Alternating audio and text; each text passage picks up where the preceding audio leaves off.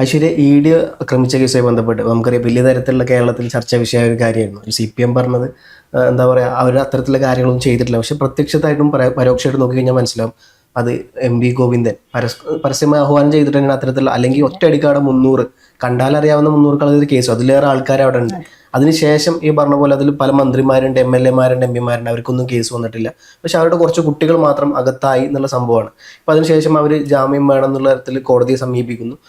അത്തരത്തിലുള്ള പ്രശ്നങ്ങൾ അവിടെ ഉണ്ടായിട്ടില്ല എന്നുള്ളതൊക്കെ ശരിക്ക് ജാമ്യം കിട്ടാൻ മാത്രം തെറ്റാണോ എന്ന് ചോദിച്ചാൽ എൻ്റെ അഭിപ്രായത്തിൽ തെറ്റ് തന്നെയാണ്. കാരണം ഈ പറഞ്ഞ പോലെ ഒരിക്കലും നമുക്ക് ഈ പറഞ്ഞ പോലെ ഒരു ED ആക്രമിക്കുന്നത് അവരെ തടഞ്ഞു നിർത്താം. അവരെ ബന്ധപ്പെട്ട ഒരു പൊളിറ്റിക്കൽ ഫൈറ്റ് നടക്കുമ്പോൾ സ്വാഭാവികമാണ്. വെസ്റ്റ് ബംഗാളിലും പല സ്ഥലത്തും, ഈവൻ തമിഴ്നാട്ടിൽ പോലും BJP സർക്കാരിന്റെ EDയും CBIയും ഈവൻ നിലവിലെ മുഖ്യമന്ത്രിയായിട്ടുള്ള അവിടുത്തെ വിജയിനടക്കം അറസ്റ്റ് ചെയ്യാൻ വേണ്ടി വലിയ തരത്തിലുള്ള പ്രക്ഷോഭം ഉണ്ടായിട്ടുണ്ട്. അപ്പം അവർ തടഞ്ഞു നിർത്തുന്നതും പ്രക്ഷോഭങ്ങൾ സർവ്വസാധാരണമാണ്. പക്ഷെ അവരെ ആക്രമിക്കുന്ന തരത്തിലോട്ട് പോകുന്നത് കേരളത്തിൽ മാത്രമാണ്.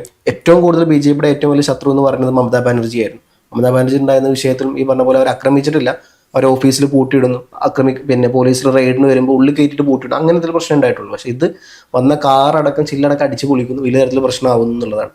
ശരിക്കും അവർക്ക് ജാമ്യം കിട്ടാൻ യോഗ്യത ഉണ്ടോ ഇല്ലേ? എന്താണ് ഐശ്വര്യയുടെ അഭിപ്രായം? ഒരിക്കലും ഇതിൽ ജാമ്യം കിട്ടാൻ യോഗ്യത ഉണ്ടോ എന്ന് ചോദിച്ചാൽ നിയമപരമായിട്ട് പോയി കഴിഞ്ഞാൽ ഇവർ പറയുന്നൊരു കാര്യം, തിരുവനന്തപുരം പ്രിൻസിപ്പൽ സെഷൻസ് കോടതിയാണ് ഇപ്പൊ ജാമ്യം തള്ളിയത്.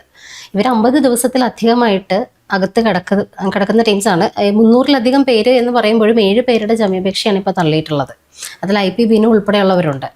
ഇവര് പറയുന്ന കാര്യം, ഇവരുടെ വാദം എന്ന് പറയുന്നത് വധശ്രമത്തിന്, ഇടിക്ക് നേരെ വധശ്രമം, അതിന് വ്യക്തമായ തെളിവുകൾ ഇല്ലെന്നാണ് ഇവർ പറയുന്നത്. പക്ഷെ ഒരു എൻഫോഴ്സ്മെന്റ് ഉദ്യോഗസ്ഥർ, അതും കേന്ദ്ര ഉദ്യോഗസ്ഥർക്ക് നേരെ നടത്തിയ ആക്രമണം നിസ്സാരമായിട്ടുള്ള ഒരു സംഭവമല്ല. അതിനപ്പുറത്തേക്ക് പറയുന്നത് പോലെ ED റെയ്ഡ് നടക്കുന്നതിനിടയിൽ നിസ്സാര മണിക്കൂറുകൾക്കുള്ളിലാണ് ഇത്രയും ആളുകൾ അവിടെ കൂടിയത്.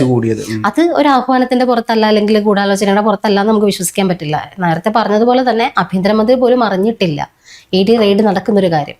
ഇക്കാര്യം CPMന്റെ ഇത്രയും അണികൾ അറിഞ്ഞ് അവരവിടെ തടിച്ചുകൂടി ED ഉദ്യോഗസ്ഥർക്ക് നേരെ, അക്കൂട്ടത്തിലൊരു വനിതാ ബാങ്ക് ഉദ്യോഗസ്ഥ പോലും ഉണ്ടായിരുന്നു, അവർക്ക് നേരെയൊക്കെ ആക്രമണം അഴിച്ചു വിടുക, കാറ് തല്ലിപ്പൊളിക്കുക, ഇത്തരത്തിലുള്ളത് വധശ്രമത്തിന്റെ പരിധിയിൽ തന്നെ വരുന്ന കാര്യമാണ്. ഇതിനപ്പുറത്തേക്ക് കലാപാഹ്വാനം നടത്തിയവര് അകത്ത് സേഫ് ആണെന്നുള്ളതാണ് മറ്റൊരു കാര്യം. ഇപ്പോ തല്ലാൻ പോയവരൊക്കെ അകത്ത് കിടക്കുന്നു, ജാമ്യം കിട്ടുക എന്ന് പറയുന്നത് പോസിബിൾ ആയിട്ടുള്ള, പെട്ടെന്ന് സാധ്യമായിട്ടുള്ള ഒരു കാര്യമല്ല. ഏതായാലും ഇവരെയൊക്കെ കൈവിട്ട് കളഞ്ഞു. ആരൊക്കെ കൂടെ ഉണ്ടാവും എന്ന് ഇപ്പൊ അവർക്ക് മനസ്സിലാവുന്നുണ്ടാവും. ഈ തല്ലാൻ പറഞ്ഞവർ പറഞ്ഞത് കേട്ടിട്ട് പോയി തല്ലി. ഈ പറഞ്ഞവരെ അല്ലെങ്കിൽ കൂടെയുള്ള ഉന്നതന്മാരെ ആരെയും പോലീസിനെ പോലും കണ്ടിട്ട് മനസ്സിലായിട്ടില്ല. കണ്ടാലറിയാവുന്ന 300 പേരില് ശിവൻകുട്ടിയോ ബ്രിട്ടാസോ അവരാരും തന്നെ ഇല്ല. ഇവരെ ആരെയും നമ്മുടെ കേരളത്തിലെ പോലീസിന് കണ്ടാൽ അറിയില്ല എന്നുള്ളത് മറ്റൊരു കാര്യം. എന്തായാലും കണ്ടാൽ അറിയാവുന്ന അകത്ത് പോയ ചേട്ടന്മാര് അകത്ത് തന്നെ കിടക്കേണ്ടി വരും. കാരണം കേന്ദ്ര ഉദ്യോഗസ്ഥർക്ക് നേരെയാണ് കൈ ഉയർത്തിയത്. ഇത്തരത്തിലൊരു റെയ്ഡ് നടന്നപ്പോൾ ഇപ്പോൾ ഫവാസ് പറഞ്ഞതുപോലെ പല സംസ്ഥാനങ്ങളിലും ഇതിലും ഭീകരമായിട്ടുള്ള നിയമ നടപടികൾ നേരിടേണ്ടി വന്നിട്ടുണ്ട്. അപ്പൊ ആ അവസ്ഥയിൽ ഇവിടെ വന്നിട്ട് 50 ദിവസമായി ഞങ്ങൾക്ക് ജാമ്യം കിട്ടുന്നില്ല, വ്യക്തമായ തെളിവില്ല എന്നൊക്കെ ഇവർ പറയുന്നതിന്റെ റീസൺ മനസ്സിലാവുന്നില്ല. ഇവർ പറയുന്ന വ്യക്തമായ തെളിവ് എന്താണ്? അവിടെ പോലീസുകാരുൾപ്പെടെ കണ്ട വിഷ്വൽ ഉൾപ്പെടെ പുറത്തു വന്ന കാര്യങ്ങളിൽ ഇവര് നടത്തിയ ആക്രമണം, അത് എനിക്ക് വലിയ ഇത് തോന്നില്ല. കാരണം പണ്ട് നിയമസഭയിൽ അടിച്ചു പൊളിച്ചപ്പോൾ ആ വിഷ്വൽ ഫേക്ക് ന്യൂസ്, അന്ന് AI പോലും ഇത്ര വലിയ സംഭവമായിട്ടില്ല. ഇപ്പോഴാണ് AI വീഡിയോസ് ഇതൊക്കെ ഇറങ്ങുന്നത്. അന്ന് മാക്സിമം ചെയ്യാൻ പറ്റുന്നത് വീഡിയോ മോർഫ് ചെയ്യാൻ പറ്റില്ല. അപ്പോഴും ഈ പറഞ്ഞ പോലെ ആൾക്കാരെ തല മാറ്റി വെക്കുന്ന അങ്ങനത്തെ ഒക്കെ സാധനം ചെയ്യാൻ പറ്റുള്ളൂ. ഇത് നിയമസഭയുടെ സഭാ TVയുടെ സാധനം ദൃശ്യങ്ങൾ പുറത്തു വന്നിട്ട് പറഞ്ഞത് ഇത് ഒറിജിനൽ അല്ല എന്ന് പറഞ്ഞ ആ സീനും ഇപ്പോഴൊന്നും ആയിട്ടില്ല. ഇപ്പൊ AI ഉള്ളതുകൊണ്ട് വേണമെങ്കിൽ ഇവർക്ക് അതിന്റെ തലയിൽ വെക്കാം. പിന്നെ അത് തെളിയിച്ചു വരാൻ AI അല്ലാതൊക്കെ തെളിയിച്ചു വരാനായിട്ടുള്ള കുറച്ച് കാലതാമസവും കാര്യങ്ങളൊക്കെ വെച്ചിട്ട് വേണമെങ്കിൽ ഇവർക്ക് സമാധാനത്തിൽ പുറത്ത് നിൽക്കാം. പക്ഷെ പിന്നീട് ഉയർന്നു വരുന്ന രാഷ്ട്രീയ ഭാവി, ഇപ്പൊ പിന്നീട് കുറെ വർഷങ്ങൾ കഴിഞ്ഞ് കേസ് ഇങ്ങനെ തന്നെ കിടക്കുമല്ലോ. ഒരു MLAയോ മന്ത്രിയോ ഒക്കെ ആയിട്ട് മത്സരിക്കുന്ന ഒരു സമയത്തായിരിക്കും ചിലപ്പോൾ ഇതിന്റെ അടി കിട്ടാൻ പോകുന്നത്. എന്തായാലും കേസ് കയ്യിൽ കിട്ടിയിട്ടുണ്ട്, അത് വെച്ച് സുഖമായിട്ട് ജീവിക്കുക, അകത്ത് തന്നെ കിടക്കുക, എപ്പോഴാണെങ്കിലും ഇറങ്ങാൻ പറ്റുമായിരിക്കും. പക്ഷെ ഈ ഒരു അവസ്ഥയിൽ ഇത്രയും ദിവസമായിട്ട് ആർക്ക് വേണ്ടിയിട്ടാണോ ഇവരൊക്കെ അകത്ത് പോയത്, പിണറായി വിജയൻ ഇവരെ തിരിഞ്ഞു നോക്കിയിട്ടില്ല എന്നുള്ളത് മറ്റൊരു കാര്യം. പിന്നെ ഈ കേസ് ED കുറച്ചും കൂടി കടുപ്പിക്കുകയാണ്. ഈ ഒരു വിഷയം എന്തായാലും വിട്ടുകളയില്ലല്ലോ ഇവര്. ഇത് കടുപ്പിക്കുകയാണെങ്കിൽ ഉറപ്പായിട്ടും ഇവർ പറഞ്ഞതുപോലെ ഇവരെ തല്ലാൻ പറഞ്ഞു വിട്ട കലാപാഹ്വാനം നടത്തിയവരിലേക്ക് ഇതുവരെ അന്വേഷണം പോയിട്ടില്ല. അത് ഉറപ്പായിട്ടും കേസ് ഘടിപ്പിക്കുകയാണെങ്കിൽ ആദ്യം പോകേണ്ടത് അത്തരത്തിലാണ്. ഇവരെ ആരിളക്കി വിട്ടു. ED കോടതി പറഞ്ഞ കാര്യമാണ്. ഇപ്പൊ EDയുടെ നവീൻ തന്നെ നേരിട്ട് കേരളത്തിലോട്ട് വരുന്നു, അതിൽ പങ്കുചേരുന്നു, കോടതിയിൽ നേരിട്ട് പോയി പറഞ്ഞപ്പോൾ കാര്യത്തിൽ പറഞ്ഞ പോലെ ഇവര് തല്ലുകൂടാൻ വന്നു എന്ന് മാത്രമല്ല, പക്ഷേ ഇവർക്ക് ആഹ്വാനം ചെയ്തു വിട്ട പല നേതാക്കന്മാരും പിന്നണിയിലുണ്ട് എന്നുള്ളത് ഇ ഡി തന്നെ പരസ്യമായിട്ട് സമ്മതിച്ചിട്ടുണ്ട്. ഇ ഡി കോടതിയിൽ പറയും ചെയ്തിട്ടുണ്ട്. പക്ഷെ അത്തരത്തിലേക്ക് അന്വേഷണം പോയിട്ടില്ല, അവരാരെയും പൊക്കാൻ പറ്റിയിട്ടുള്ളൂ. ഇപ്പൊ ഇത്രയും പേര് അകത്ത് കിടക്കുന്നു. ഇപ്പൊ ഇ ഡി പറയുന്ന ഒരു കാര്യമാണെങ്കിലും ഇപ്പൊ സ്പെഷ്യൽ ബ്രാഞ്ച് പറയുന്നതാണെങ്കിലും ഈ കസ്റ്റഡിയിൽ എടുത്തവന്മാർക്ക് പുറത്തിറങ്ങണമെങ്കിൽ അവർ സഹകരിക്കണമല്ലോ. ആരാണ് തങ്ങളെ പറഞ്ഞു വിട്ടേന്ന് പറയാൻ തയ്യാറായാൽ മാത്രമേ ഈ അന്വേഷണം കഴിഞ്ഞിട്ട് പിന്നെ അത് കഴിഞ്ഞിട്ടാണ് ജാമ്യത്തിന്റെ കാര്യം ആലോചിക്കേണ്ടത്. ഇവരിപ്പോഴും ഇത് പറയാൻ തയ്യാറായിട്ടില്ല. ഉന്നതരെ രക്ഷിച്ചുകൊണ്ടിരിക്കാനാണ് അവരുടെ ഭാഗം എന്നുണ്ടെങ്കിൽ പുറത്തിറങ്ങാനുള്ള സാധ്യത വളരെ വിരളമാണ്.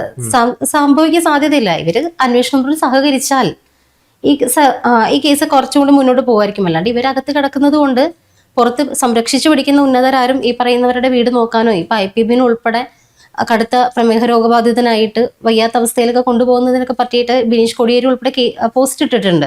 പക്ഷെ അവരെയൊക്കെ സംരക്ഷിക്കാൻ ഈ പുറത്തുള്ളവർ ഇവരാരെയാണോ സംരക്ഷിച്ചു പിടിക്കുന്നത് അവരിവർക്ക് വേണ്ടിയിട്ട് എന്തെങ്കിലും ചെയ്യുന്നുണ്ടോ എന്നുള്ളത് ഇവര് പുറത്ത് വന്നതിന് ശേഷം ആലോചിക്കേണ്ട കാര്യമാണ്. അറ്റ്ലീസ്റ്റ് ഇവർ തല്ലുണ്ടാക്കുമ്പോൾ സ്വന്തം പാർട്ടി പ്രവർത്തി ഇപ്പൊ ഞാനും ഐശ്വര്യ ഒരു ചാനൽ വർക്ക് ചെയ്യുന്നതാണ്.